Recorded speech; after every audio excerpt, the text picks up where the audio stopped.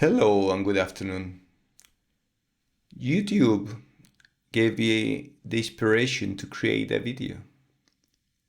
I have used that inspiration together with perplexity and grok to create a text, about 7 or 8 minute text. There were some comments that I did not really approve, but for simplicity and educational purposes, I just went along. I took that text, fixed it a little bit with another third-party video construction tool, and gave it to Google LM, Google Notebook, which has a feature to create a video. This is what it created.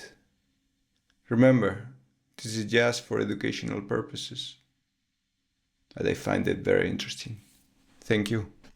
Today, we're going to pull back the curtain on how a conflict happening thousands of miles away can have a very real, very direct impact on the price you pay for, well, just about everything. It's like an invisible hand of conflict, and believe me, it's reaching right into your wallet. So does this question sound familiar? You're at the gas station, you're in the grocery aisle, and you're just thinking, what is going on? Why is everything so expensive all of a sudden? You are definitely not alone in feeling that. Well, the thing is, the answer isn't just about what's happening in our own backyard. It's actually hiding in plain sight, woven into the global headlines we see every day. Conflicts, tensions, things happening way over on the other side of the world. So today, let's connect those dots. To really get this, we first have to talk about these invisible strings that are attached to pretty much everything you buy. And those strings, they all lead back to one thing: commodities. So what are we even talking about here? Well, commodities are the absolute basic building blocks of our world. Think about it. It's the coffee beans for your morning cup, the wheat that becomes your bread, the crude oil that turns into gas for your car, and even the tiny metals that make your phone work. They are quite literally everywhere.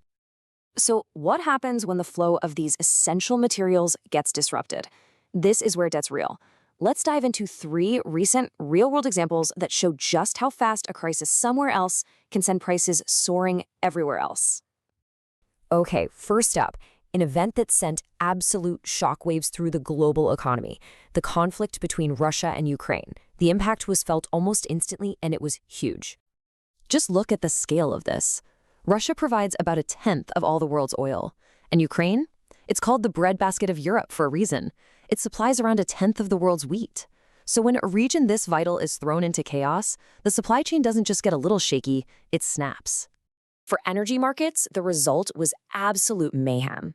Europe, which was super reliant on Russian natural gas, saw prices shoot up by over 300%.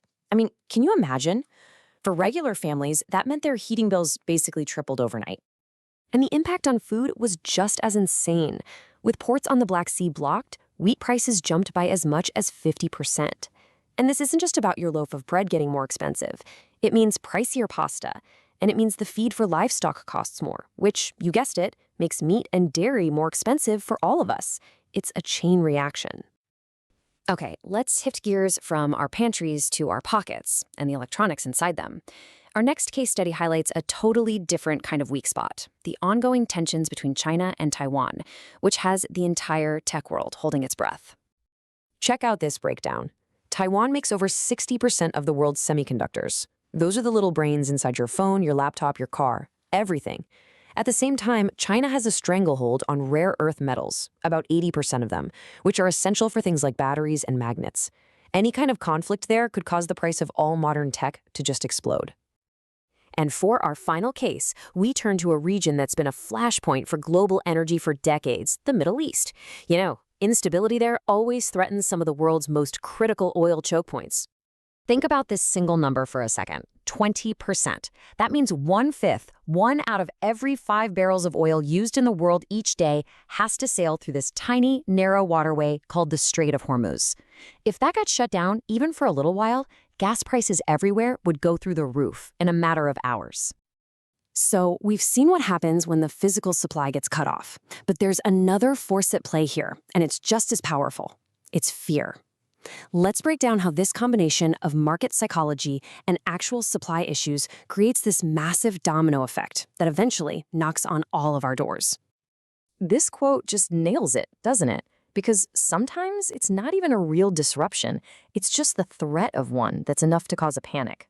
Traders see trouble brewing and start buying up oil or wheat, betting that prices will go up. And of course, when everyone does that, it becomes a self-fulfilling prophecy. Prices go up. This is something called a risk premium. Basically, on a normal, calm day, the market might add maybe $5 or $10 to the price of a barrel of oil just to cover any potential what-ifs. But when tensions are high, that premium can leap to $20 or even more. We end up paying for the fear of a shortage, not just an actual one. It's like an anxiety tax. And here's exactly how that cascade reaches you. Step 1. A conflict breaks out somewhere.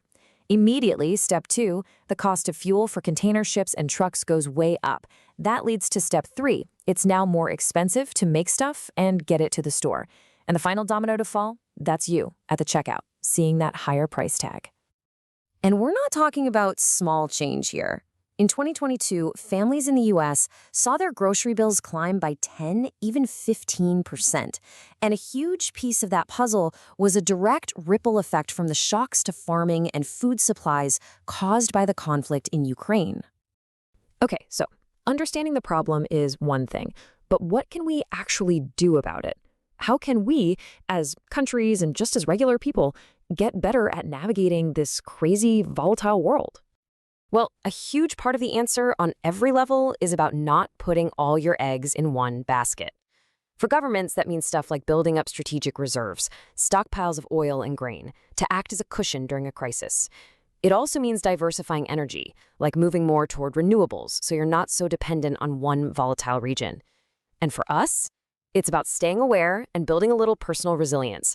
Things like making your home more energy efficient or buying from local farmers can actually help insulate you, just a little, from these huge global shocks. So, this really leaves us with the big question, doesn't it?